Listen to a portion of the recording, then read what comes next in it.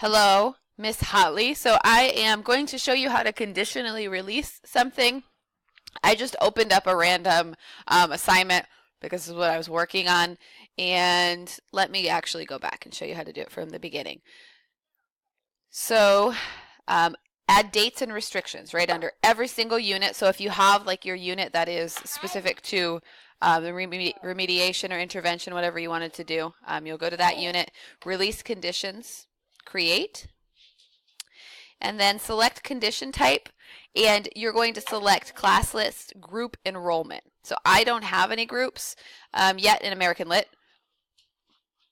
but I think they would be right here, my groups, okay? Because these are all my groups for my novel choices, because each of these are their own groups. So your group will be in here, select and create. And that should be that. I hope that helps. I'm happy to meet with you and try to figure out more if you need help. Have a good weekend.